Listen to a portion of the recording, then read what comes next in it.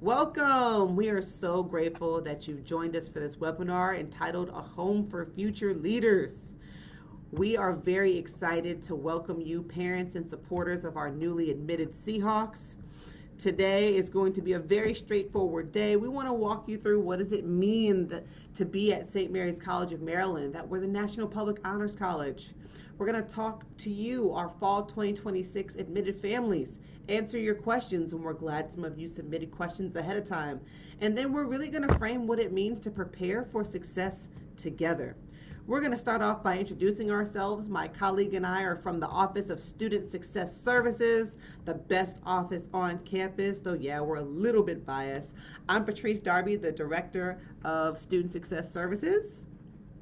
And I'm Joanne Goldwater. I'm the Associate Dean for Retention and Student Success and the Seahawk Family Liaison. I'm the parent whisperer on campus. I've been here at the college for 33 years. I'm the former Director of Residence Life and Associate Dean of Students. I also teach on campus, so I have the best job on campus. I mean, I'll give her that for respect's sake because she's been here way longer than I have. I've been here for 2.5 years, but I think my job definitely rivals Joanne's, and that we get to support our students in so many different ways. I also teach, and I'm Joanne's backup for liaising with parents. So one thing I think we do very well here is that parents do have an actual person to talk to. We recognize that in modern times, parents are doing a lot of the prep and decision making with their students. And so we think it's important for you all to have accurate information. And we would like to encourage our parents to join the St. Mary's College of Maryland Parents Group on Facebook. We think that it's a great means for communicating with other parents and with us. So we encourage you to do that. Yeah. So we're going to go into the purpose of this webinar. We really want to share information with you that's going to help you and your student in the decision-making process. We know that choosing where to go to college is a very, very big deal, and we want to make sure you have accurate information. We want to talk about some of the academic excellence and outcomes of our students. St. Mary's College of Maryland is an amazing place to learn, to grow, and to develop into that full-fledged career fearing adult. So we're also here to answer your questions. So we encourage you to type them in the chat as we go, and we will answer the questions that were pre-submitted, and we thank you for that. Now we're going to start with a poll. So why are you attending this session? There are lots of reasons that you could be here, but are you here because you really don't have anything better to do tonight? You know, it's a beautiful day, and maybe you just like this online community. Are you here because you really want to help your student make the right decision about where to go to college? Are you here because you're curious if we can handle your student's unique brand of chaos? Or are you just trying to be a supportive parent while secretly crying into your pillow at night? So type in the chat. Let's see why you're here. You know, a no judgment question. I see a lot of threes, some twos and threes, some threes and fours. We understand that for sure. But I see mostly threes. So, you know, your unique brand of chaos. One of the great things about our campus is that students come as they are and they feel safe to be themselves, their unique and awesome selves. So we're glad that your student has their own unique brand of chaos. And hopefully by the end of the session, you'll have an understanding of whether we can handle them or not. Love it. So let's get to know you a little bit. What are your other reasons for wanting to join us for this webinar? You can post your responses in the chat and we'll look through them throughout the session and make sure that we're covering the reasons that you want to be here and the information that you need from us. So why does SMCM matter to you? Let's think about this for a moment. We provide an honors level education for the entire campus, okay? It's not just an honors program for a select few students. It's for all of our students. You're also getting the best of both worlds because you're getting that small private college feel, but you're getting it at the public school cost. What a deal. That's a really special thing that you don't get at other schools in the state of Maryland or really in many other places around the country. We have small classes, which is really important for us. As you heard, Patrice and I both teach. I have 11 students in my class. Just this morning, as I was coming back to the office from my class, the student who was supposed to be in class today happened to be heading toward me. And I said, "Hey, missed you in class just a few minutes ago." And he hung his head sheepishly and said, "I'm sorry, I overslept. I thought I could get here in time, and obviously I missed class." I said, "No problem. Just make sure you turn in the abstract that's due on Tuesday." I can do that because I know the students. With only 11 students, I know when they miss class. When I give a quiz, I can give them personalized feedback to see it. Did they do better on this quiz than the last one? Is that trend going up? Are they staying even? Are they trending down? I can give them personalized feedback because I only have 11 students. So that's really helpful for our students to get that individualized attention. And of course, we have the most beautiful waterfront. We have the most beautiful sunsets, which is wonderful to see. And we have this great, vibrant community, not only on campus, but with the town gown relationship. We have students going out and doing community service projects in town and volunteering and connecting and shopping and doing all that good stuff in town. So they have lots of opportunities to be fully engaged here on campus. And this is by far the most affordable waterfront property you and your students will ever enjoy. Indeed. Indeed. So there really are some defining features of what the experience at St. Mary's College of Maryland is like. And one is that we're a liberal arts curriculum. So we really value that students should not just be myopic and solely focus on whatever their intended major is. It's really important in order to be a well-rounded human being to have experience in other disciplines. You'll often hear that a business major having to take a biology class, for example, helps them have a different understanding of how to solve business matter problems and to be more relevant to more people in the world. So that liberal arts curriculum where students are going to take courses outside of their major and they're going to take a language and they're going to have professional development as a part of their professional pathways classes is a big tenet of what our curriculum is like here. In terms of hands-on experience, the vast majority of our students will do something called a St. Mary's Project their senior year, which is an 8-credit experience that's essentially their research project. It is theirs. They come up with the question. They select a mentor amongst the faculty who's going to help coach them through the process and answer that question using research and present their work, which is a very, very important part of preparing for graduate school, medical school, law school, or going straight into the workforce to have that experience and that ownership of a project that's built into the curriculum. As Joanne mentioned, we have a very small student-faculty ratio.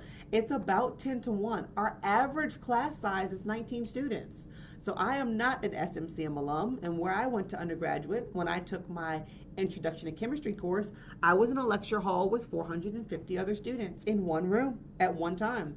The professor did not notice whether a student was there or not. It was impossible. On our campus, the biggest lecture hall on the campus only fits 75 people. And most of our classes, even our biggest classes, rarely get up to that. So it's a very different experience. We always say you don't come to St. Mary's College of Maryland if you want to hide, because your professors will get to know you and they will recognize when you're there, when you're not, when you're participating, and if something might be wrong. We also have a robust experiential learning mantra on campus. So a part of the Honors College promise is that students will be able to do an internship, directed research, or study abroad. And we have some students who do all three. So it's very common for our students, and not just our STEM students, might I add, to do hands-on research on campus. So that opportunity to learn in the classroom and then to be able to apply it to a real-life challenge is a valuable and defining part of life at St. Mary's College of Maryland. What's really cool is that a number of our students get to do conference presentations. They get to have their research with the faculty member published. Patrice, maybe you remember that President Phillips is doing a directed research project with 4 students this semester. Mm-hmm. And they are going to be going to South America, I believe it's in April, to present at an international conference. Wow, A big what a deal. great opportunity. That's a great deal. Now, we understand that many students and families are still deciding where to go. It's a big deal, it's a big decision. But we really want you to take in what we have to offer. And if you have not come for a visit, we highly recommend that you find a way to get down here to St. Mary's County to see our campus. Getting that vibe for what it's like to be here is not something that we can describe in any form of accuracy at all. So to talk So let's talk about our student success outcomes. We're very proud of the fact that 86% of our students from first year to second year come back. Mhm. We have some students who leave because, we don't have the major they want. But most of our students do come back to St. Mary's. According to a survey that we do soon after students leave the college, about 6 months after they leave, it's called the First Destination Survey. The vast majority of our students, and you'll see this on the next slide, are employed or in graduate school, which is pretty cool. Now, if any of you are in Baltimore, you know that your mayor is Brandon Scott. He was a resident assistant for me when he was a student at St. Mary's. And if you live in DC, one of the DC city commissioners, Robert White, was a resident assistant for me. So we have some well-known people who are out there doing really good things out in the community and in the world. And we have a whole lot of our alums who come back to St. Mary's, or in some cases, they never leave St. Mary's, and they are working here as full-time employees. That says a lot about the fact that they were here as students and they want to continue working here as employees. Mhm. So I mentioned a moment ago the First Destination Survey. We have 94% of our students, after they graduate, are employed or in graduate school within 6 months of graduation. That is an amazing number. We also have our career development. That starts in the first year. We're not having students wait until their senior year to go to the Career Center to get help. They start in their first year with their professional pathways courses, their Lead 111, and then their Lead 112 class the second semester, and then their third or fourth semester, they take Lead 211. And they're learning really important skills in these three classes. Technology skills, they're learning about written communication and teamwork and oral presentation skills and all the skills that employers are looking for nowadays. Critical thinking, things like that. So we start that right from day one, which is really important. And then we have a very competitive placement across various fields, particularly our STEM fields. We have really good graduation rates and getting students into their graduate programs. So that's really cool. So we know a big aspect of choosing where to go for most families is financial assistance. So we want to point out that 89% of SMCM students receive some form of financial aid. The average grant aid is about $10,000. And for those of you who are still navigating all these terms, grants are phenomenal because they don't have to be paid back. Okay? So the fact that this is a normal part of the packages that students receive can be a significant lowering of a financial hindrance for our students. Another thing we try and do is we try and be very, very transparent about what the cost of attendance is at St. Mary's College of Maryland. So you'll see that our cost and net price, our in-state tuition is about $15,000 a year, and out-of-state is 31. But keep in mind, we are a public institution for the state of Maryland, so that cost differential is warranted.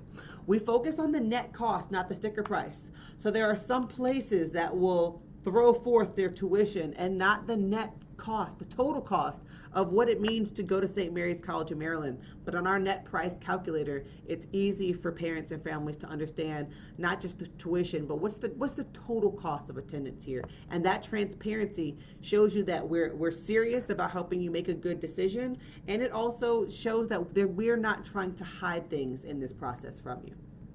And another good thing about St. Mary's is that our students tend to graduate with less debt than most other students at other schools. That's important. Indeed. So we did have some parents and family members submit questions ahead of time, and we thank you for that. One is that my student has an SMCM email account, but no student account yet. How can we set that up? Set that up, Joanne? The first thing that the student will need to do is check their admission letter to make sure that they've gotten that SMCM email account and that it's all straight. Once they get a bill generated, which will come after we do our Seahawk onboarding, advising, and registration day in June, we'll talk more about that later. But once they go to SOAR and then they get their first few classes registered, they will get a bill generated. And at that point, the students will be able to start looking around their portal. They'll be able to set up their payment account, and that's what they'll be sharing with you. So you'll be able to work with your student for that payment. Thank you so much. The next question was, who can we talk with about specific financial assistance options? On the screen, we've given you the information for our Office of Student Financial Assistance. You can call them at 240-895-3000, or you can email them at osfa@smcm.edu. That's Office of Student Financial Assistance in the acronym form at smcm.edu. So getting those questions answered is very important, and we've made sure that you have the information to do so. But in addition to your students being financially supported, we also have a lot of academic support. So our office, the Office of Student Success Services, runs our tutoring center on campus. A student can request a tutor in any class for any reason. And we frame tutoring not as a deficit model, not as, oh my goodness, you don't know what you're doing, you're failing, you need help. We say tutoring is someone wanting their A with someone by working with someone else who got their A. So tutoring is free for our students. And once students have gotten their A's, they can come and work for us and be a tutor. It's a good gig. They get paid $15 an hour, they get paid for training, and they get to set their own hours. We also have a writing and speaking center. So for those of our students who like to have feedback on any step of the writing process, not just the final project, final product, or support in public speaking, there's an entire center with peers who are also trained to support them through that process. Our academic advisors, because we are such a small school, they're able to get to know their advisees and to give them those types of feedback. We have accessibility services as well. So if your student has a 504 plan or an IEP, regardless of where they go, that does not directly translate in college. So we encourage your student after they deposit, they have their SMCM student ID, they can reach out to our Office of Accessibility Services to start that discussion about what types of accommodations may support them in their pursuit of a college degree. And those 504 plans and IEPs may serve as documentation for what's been done before, but please know that IEPs and 504s do not directly translate to college. It is a very personal one-on-one experience to understand what is the student experiencing and what support might they need to be successful in college. So we encourage you to start that process sooner rather than later, but you may not start the process of receiving accommodations until after the student has a student ID, an SMCM email and password, which only comes after you deposit. Okay. As Joanne mentioned, we also have our Career Development Center. So not only are students getting support with internships and potential jobs, they're also learning how to write a cover letter and what is a resume. Our students make LinkedIn profiles as a part of their professional pathways curriculum, because in this day and age, that is necessary to go out and find a job. Even if a student applies to a job from some other avenue, many employers are still looking for applicants on LinkedIn to verify what they're seeing. And of course, there's us, the Office of Student Success Services. We're essentially the connective tissue of the college experience for students. If it's not obviously their professor, like please grade my paper, or I'm locked out of my room so I need my RA, they can come to us for support. And part of our goal and mission is to connect students to the resources and the people that they need to be successful, to persist to graduation, and to thrive while they're here. So that built-in support system is very unique to our campus and is crucial for not only the students doing well academically, but for their sense of belonging. And as Joanne mentioned, she is our Seahawk parent and family liaison For you too, parents, there is support for you as you are trying to help your student navigate the collegiate experience. So we did have some questions that are related to academics that were submitted. First is, what are the days and times of classes? I'm glad you asked. Most of our classes are going to fall between, that 8 o'clock to 5 o'clock hour. We do have classes that meet at 6 or 7 p.m. as well, but we have something called a course schedule where a student can log in and see for any specific course what are the dates and times offered. What is the typical course plan for a pre-med student? I'm also glad you asked. What I neglected to share when I introduced myself is that my undergraduate degree is in biochemistry and molecular biology, and my master's is in biomedical and biological sciences, and STEM grad pathways are one of my area of expertise. Regardless of what school your student goes to, there is something called HSAC, the Health Sciences Advisory Committee, which is a committee of faculty members that help students who are applying to medical school and other medical adjacent pathways prepare for medical school. So if your student is coming into college already knowing, I want to be pre-med, we're going to encourage them to connect with and formally submit their interest form to HSAC to get on that committee's radar so that they can be stewarded through the process.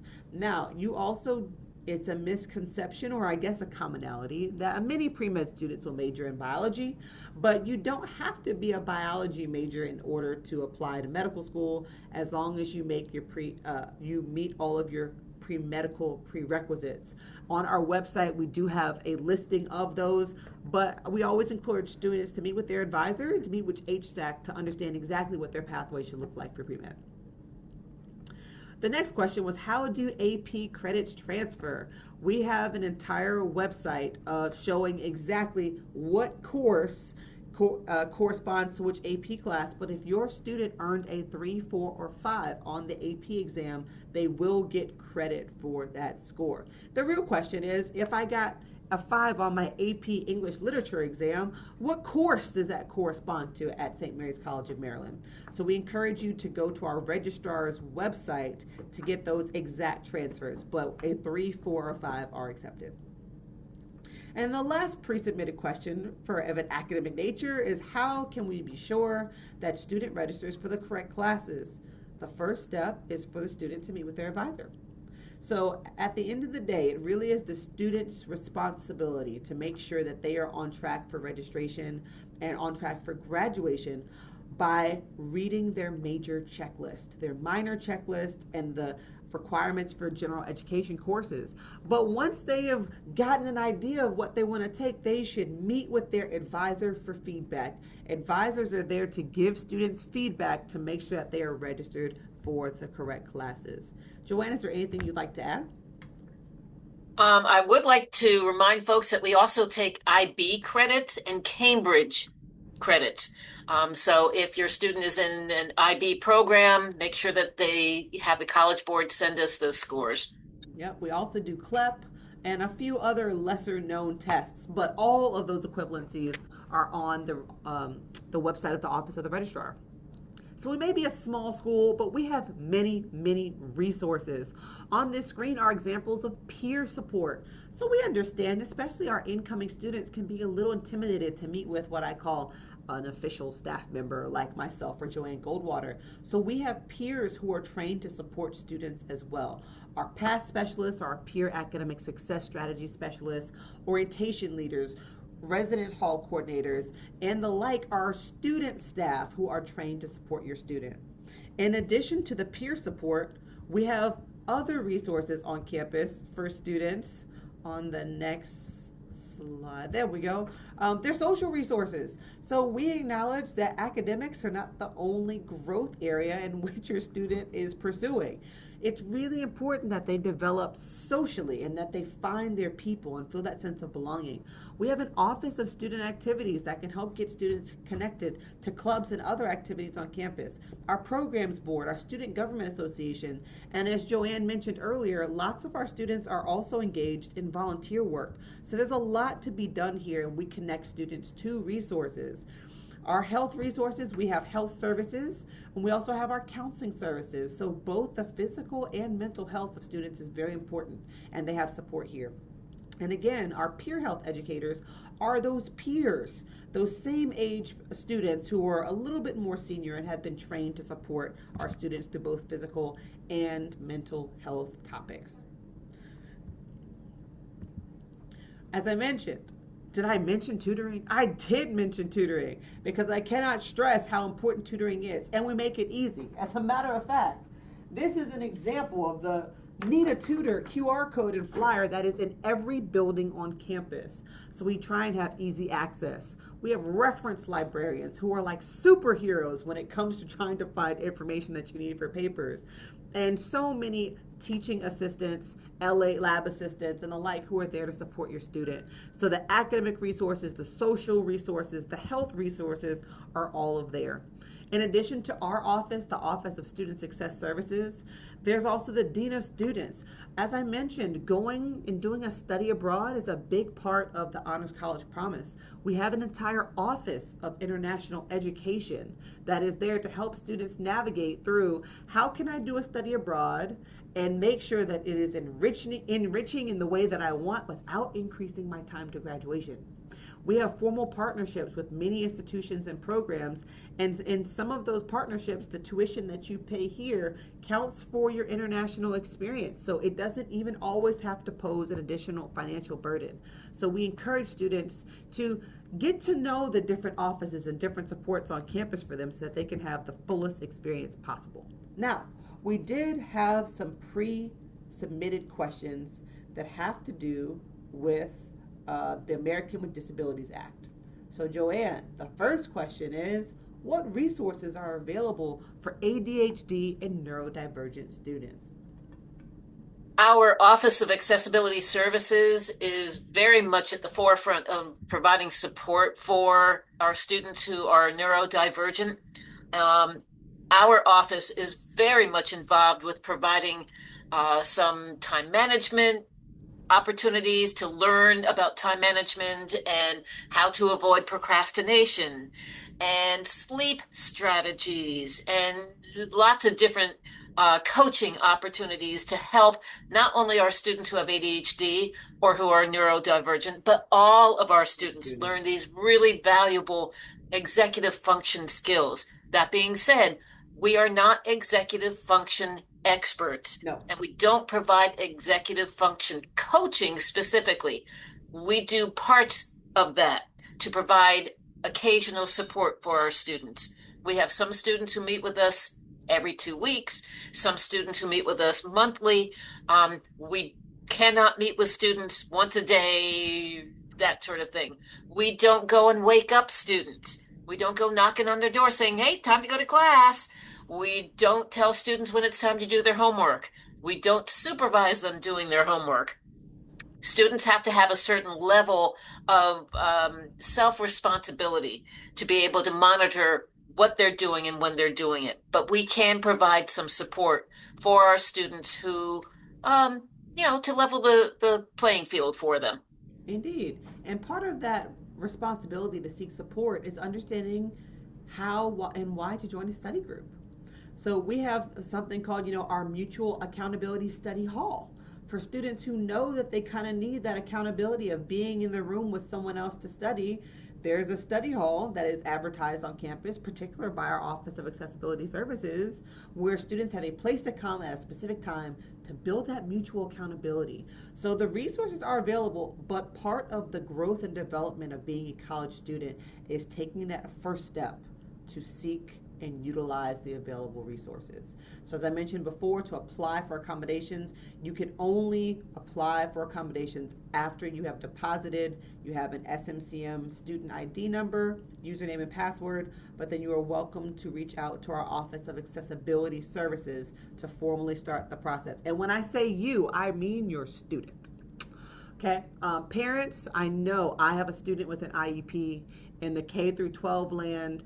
We as parents have to do a lot of work to ensure that our students get the accommodations that they are due. But it is very important in the collegiate atmosphere that you empower your student to apply for their accommodations and to meet with the Office of Accessibility Services. So now is a very good time for you to make sure that they understand the words associated with their accommodation, but it should be them. We also have a work study program. So what work study opportunities are available? When students get work study as a part of their financial assistance package, there'll be a certain amount that they're approved for, but the student has to go find the job. So we have work study students that work in our office. There are work study students that can work in any job on campus, and once they find that job, they notify the work study office, and that office works behind the scenes to set up that back end mechanism. Okay, so students, internships, I'm a big proponent of internships and study abroad. If your student already knows that they want to study abroad, they should meet with the Office of International Education in their first semester. So start talking about when's the best time based on my goals, based on my major, when's the best time for me to go. Okay, they should start talking about internships in their first year. But I always stress, students, please, in your first semester, that is the time for you to learn how to do college. Please do not encourage your student to participate in an internship during their first semester, and I dare say their first year. Okay, their first semester especially, but really their first year, they should be learning their habits and time management and what are the ebbs and flows of college. There's plenty of time to do internships in the summer after and then school years after that. And the last question on this slide is, where should students go to find internships and study abroad opportunities? We have a system called Handshake. And Handshake is where especially our on-campus internships are housed, but also off-campus internships. And so students are introduced to Handshake as a part of our Professional Pathways series. So they will learn how to access it, how to find things that are on campus and things that are off campus. And we encourage them to go to our Study Abroad Fair and to reach out to our Office of International Education for study abroad opportunities. Let's talk a little bit about some nuts and bolts stuff. Health questions. So, question that came into us, are there mandatory vaccines needed prior to moving in and or attending St. Mary's? Yes. We expect that our students will have their meningitis vaccine, that they have their mumps, measles, rubella, or MMR vaccine, and you will need to submit that immunization record and the health history form to our health services office prior to moving in. That's important. We have a very dense population, dense meaning lots of people living close to each other. So we don't want things spreading around unnecessarily. With regard to how to transfer medications, students are responsible for keeping an eye on their medications. Some of our parents will send lock boxes with their student to college so that the students can lock up their medications. The students don't go to the health center to get their medications on a daily basis. They don't get allergy shots on campus. So that's something that you'll want to talk to the health services folks as to where can they get allergy shots in the community. But the medication, that's their responsibility. And one of the things that I hear very frequently from our parents and students, the students somehow run out of their medication. They're not paying attention to the fact that they only have a couple pills left. So it's really important that during the summer, you start talking about that and having them take care of keeping an eye on their medications and figuring out when will they need to reorder. Will they need to go through you? Will they be able to contact the pharmacy directly? And then will the medication be transferred to one of our local pharmacies, CVS, Rite Aid, Walgreens, all of that? Or will they get it through the mail? We do have one of our pharmacies in the community at the Bean Building.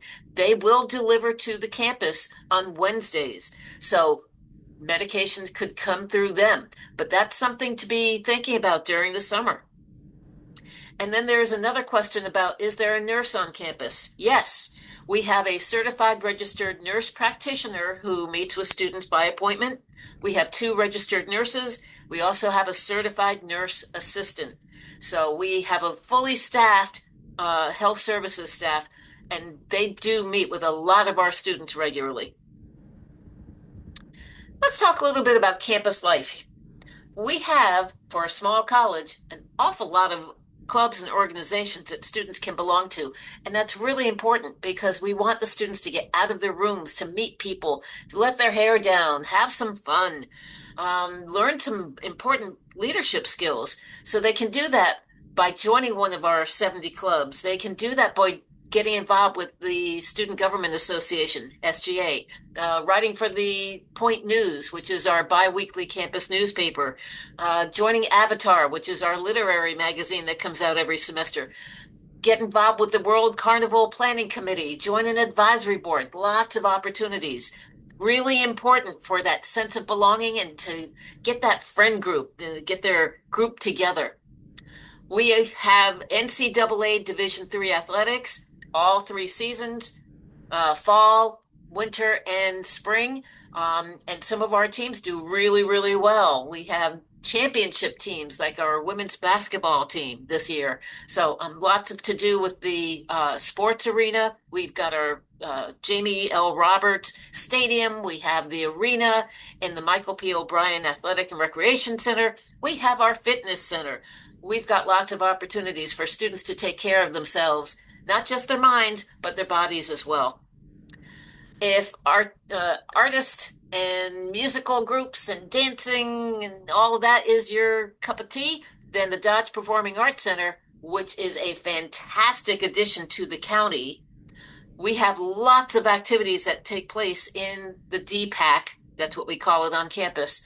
I have been there for the Handel's Messiah every December since the building opened. Oh, it's magnificent. The acoustics in the auditorium are amazing.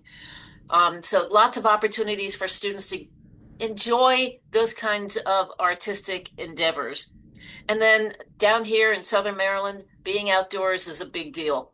We've got hiking trails, biking trails, state parks, county parks, lots of different things to do outside. Students can take advantage of our waterfront. They pass a swim test, and then they can take out the kayaks or the sailboats by just showing their ID.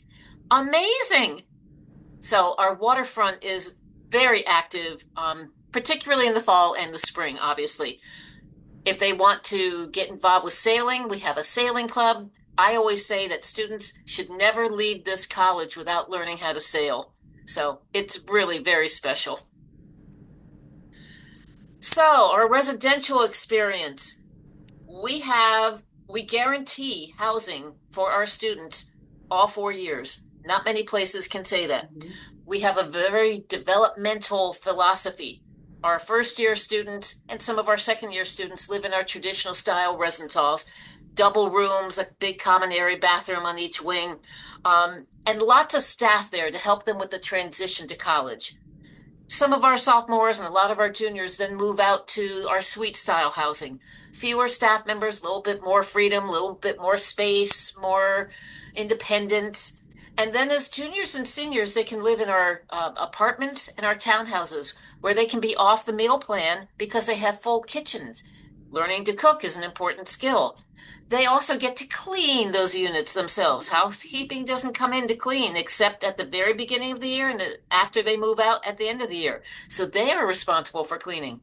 Our goal here is to make sure that the students have the skill set that they need so that when they graduate, they don't have to come home to live with mom and dad. They can live on their own. A win-win for everybody. Our residential community is really strong here on campus. Roughly 95% of our first-year students live on campus, and roughly 85% of our students live on campus all 4 years. So you can see that it's a very big thing. Although our commuters are very much welcome, we encourage commuting students to get involved in the clubs and organizations and to be engaged in campus life. We have some themed housing on campus that includes our gender-neutral housing, our Women in Science house, our substance and alcohol-free housing, particularly for those students who are in recovery, and our Sum Primus housing, which is for our first-generation college students. Sum Primus stands for I Am First. So we have a specific building where our first-generation college students will live together and support each other.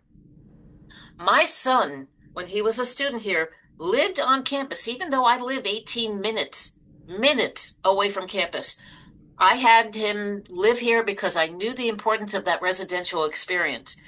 I only ran into him about 5 times, and 4 of those times were when he came to my office to either get chocolate, borrow my car, or get money. But it was a good experience for him to live on campus and develop those friendships, and it's also very convenient. I did not really want him driving home at midnight after studying or hanging out with his friends, so living on campus was a very good experience for him. We have a lot of activities for our resident students and for our commuting students. We have lots of fairs on campus. Patrice mentioned the International Education Study Abroad Fair. We have our Meet Us Before You Need Us Fair, which was our student services offices, so that the students would get to know us and feel comfortable with us before they actually need to use the various student-facing offices, about 18, 20 different offices. We have our majors minors fair for students to explore a major or a minor, or to change their major or their minor, get information from other students and from the faculty in the majors and minors. We have our career week, where the students get to engage in various activities, including a hot wings event that Patrice likes to participate in. Oh, no, thank you. This weekend, we have our Beta Bay Service Day, so that students can do some volunteer work in the community, which is a lot of fun. We have midnight breakfast during final exam week. We have our community outreach that we've been talking about. So lots of different opportunities for both the resident students and the commuting students. So we have some residential questions. The first one, do all residences have air conditioning? Yes, they do. So that's a good one. How do we sign up for housing? Once a student deposits, they will have access to the Residence Life portal, which has what they call residence. That's the software that they use for the student to submit their housing contract. And then they'll be able to create their profile. And it's kind of like Match.com. They'll be able to see other students' profiles and look at them and go, oh, I think we would get along, and then reach out, get to know each other, and decide if they want to live together. And if they do, then they send that information into Residence Life, and then Residence Life will match them and put them into a room together. If the student chooses not to find a roommate, or they can't find a roommate that they feel like they'll be compatible with, Residence Life will match them with someone. So they will do that for their very first semester on campus. Thereafter, each year they'll get to decide who they want to live with and where they want to live on campus. Is cookware available in the community kitchen? Only if the student provides it. So if your student thinks, oh, yeah, I'm going to want to make cookies or brownies or whatever, they should bring that bakeware with them. If they think they're going to want to make ramen noodles or make dinner once in a while for themselves, they should bring what they're going to need to cook with. Do students need permission to leave campus on the weekend? Nope. We don't have a curfew. We don't have students checking in with the Residence Life staff. They are on their own. So if they want to leave campus, they are welcome to do so. We strongly recommend that they tell someone that they're leaving campus and where they're going and when they expect to be back. That's just, being safe. But they don't need permission from anybody to leave campus. Nor do parents need permission to take their child off campus or bring them home for the weekend. That's entirely up to you. I will suggest, though, before you come to campus, you might want to give your student a heads up. Let them know that you're coming. Surprises work both ways. Mm-hmm. So do come to campus, but let your student know so that they can, clean up their room a little bit, that sort of thing. This is my most favorite question. What's the best size for a shower caddy? The best size would be whatever's going to fit all the stuff they need to take with them to the bathroom. We don't have a set size for the shower caddies. How big are the smallest closets? Queen Anne has movable wardrobes, and those closets, they're roughly about 3 feet wide, and they have drawers in them. The other 3 traditional residence halls, Dorchester, Prince George, and Caroline, The smallest closet in there, those are built-in closets. They can't be moved around the room. Also about 3 feet. Some of the other closets are a little bit bigger than that. And is there assistance available on move-in day? You betcha there is. We have a whole cadre of people, including Patrice and myself, who meet the cars as students are being dropped off. We will descend on the cars. Yes. We have our athletes. We have some of our clubs. We have the RAs. We have orientation leaders who will descend on the cars, empty the car, take the boxes and bags and everything else up to the student's room while the student is checking in. And then you, the parents, move the cars to the parking lot. We can get a car emptied in roughly 2 minutes or less. Yes. Pretty amazing. So once you pack up the car, you don't have to worry about unpacking the car. And by the way, while I'm thinking about it, please let your student unpack themselves. They need to know where their underwear is and where their t-shirts are and all of that. Let them put stuff away. It makes them feel like they've got ownership over their new home. Do I need to bring a wagon or will there be help on site? Just answered that. How to arrange ride shares to Virginia? That's a great question. Students typically will use social media to find out who's going where on a weekend. Although most of our students stay on campus most weekends, but for those students who do need to go home, they typically will use social media to look around. They'll talk to their friends, friends of friends, that sort of thing. For students who are staying in the area, we have weekend shuttles. We have our River Runner motor coach home in the bus. So that takes students into town. It will take students to Baltimore and DC at breaks to drop them off and then pick them up at the same locations to bring them back to campus after the break ends. And then occasionally we have weekend trips that take students up to Annapolis or DC or Baltimore for the day, that sort of thing. By the way, while I'm thinking about it, I mentioned home. You may find that during a break, particularly winter break or summer break, your student may be standing in your kitchen and say, "Oh, I can't wait to go home." And you're going to be scratching your head going, "Wait a minute, you are home." What they mean is that they can't wait to come back here. They feel like this is home. This is a good thing. Please don't get upset if they happen to say that. So let's talk a little bit about parent engagement. We offer monthly family webinars.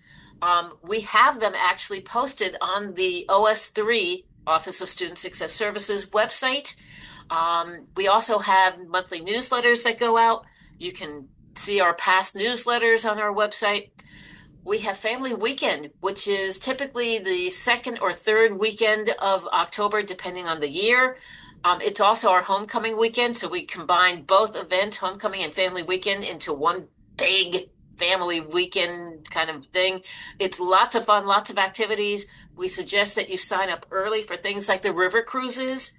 We have athletic events that are going on, lots of good stuff. You don't want to miss it.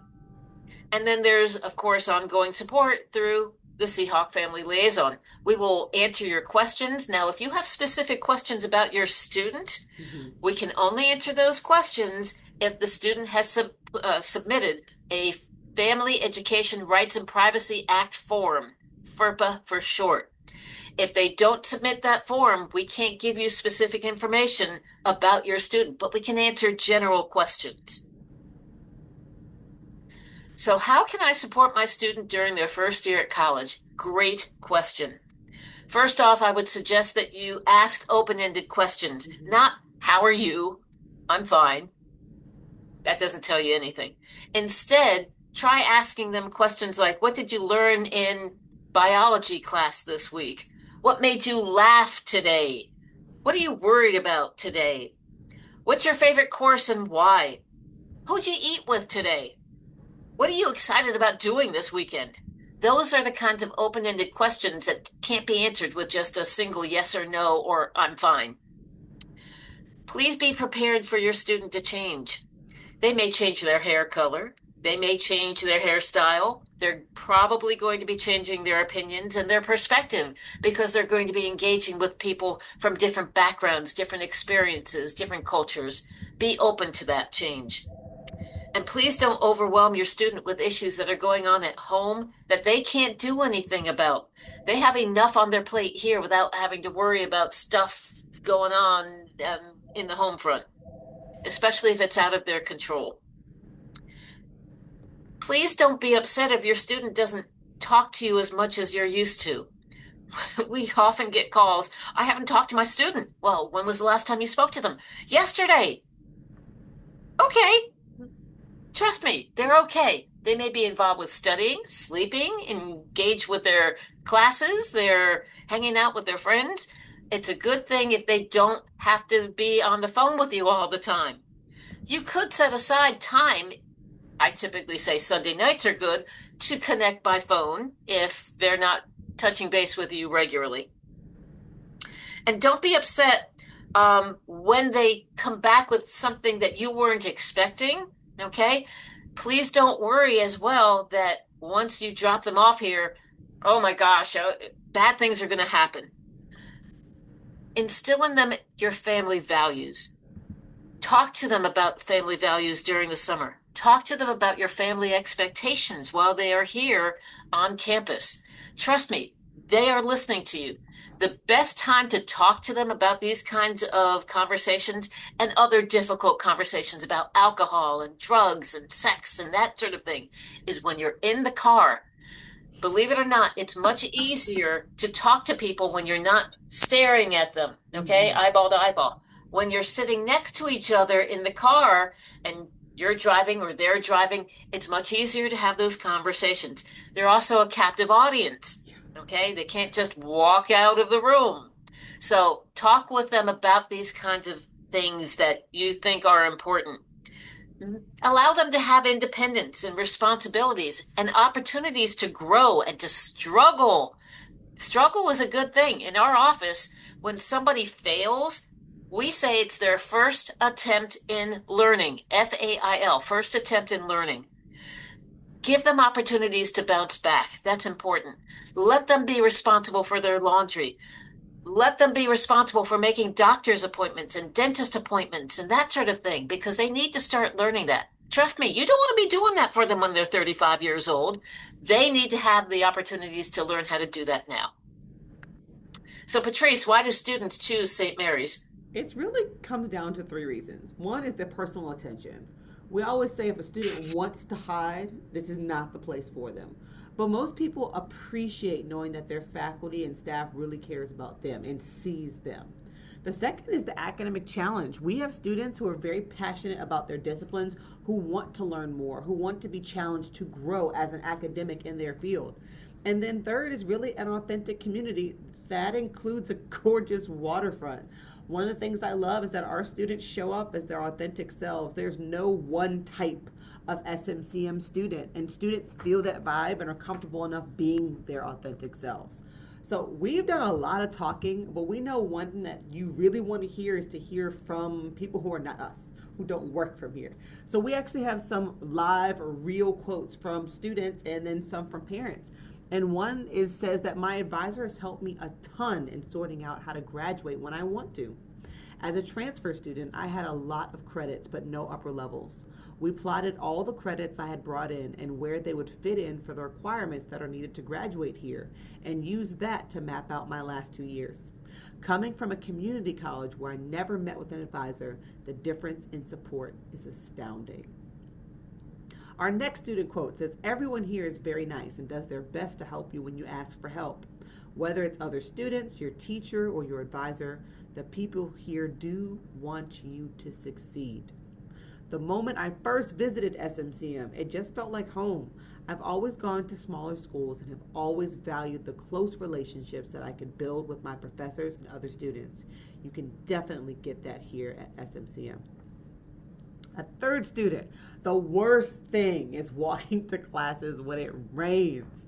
The buildings that I need are around 5 minutes apart, and an umbrella can only do so much to keep the rain off of you.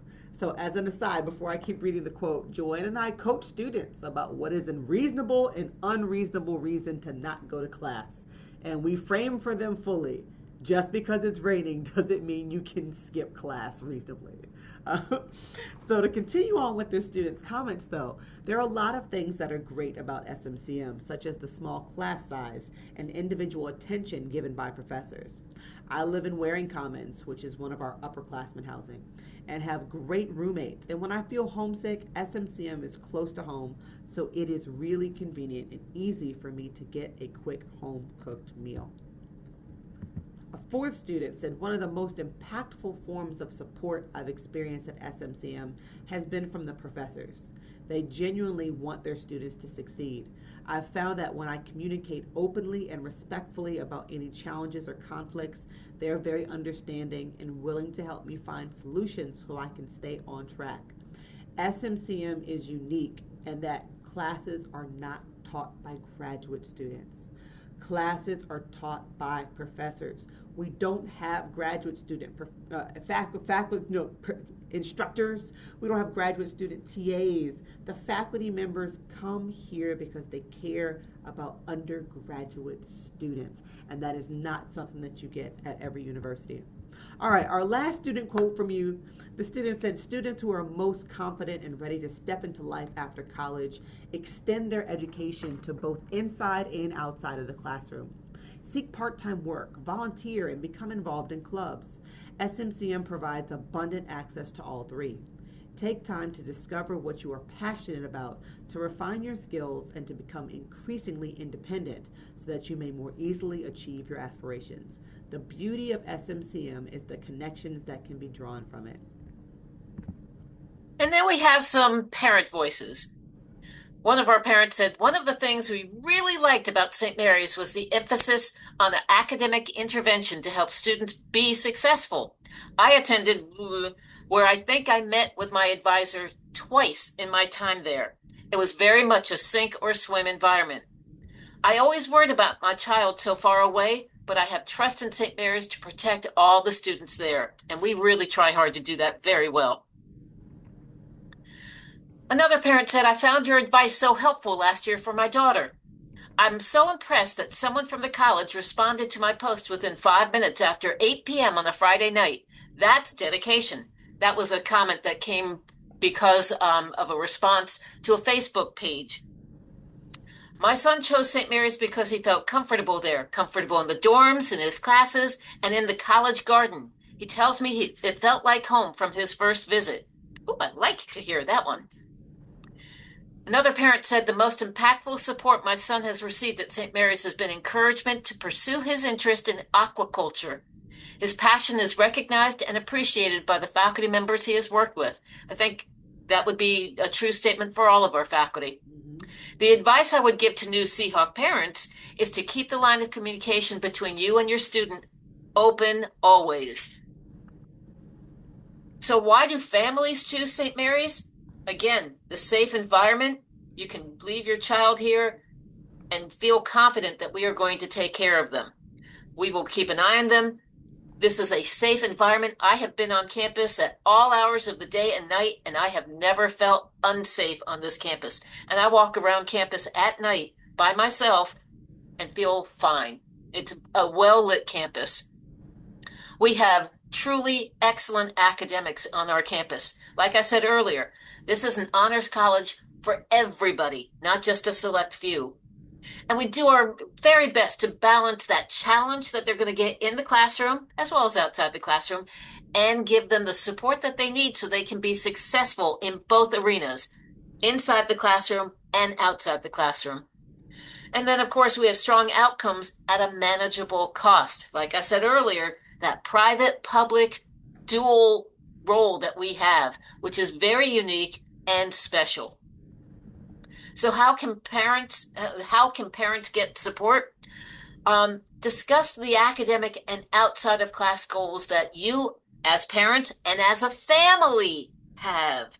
We want to make sure that our students are living up to the expectations that you have, but they will also have their own expectations for college.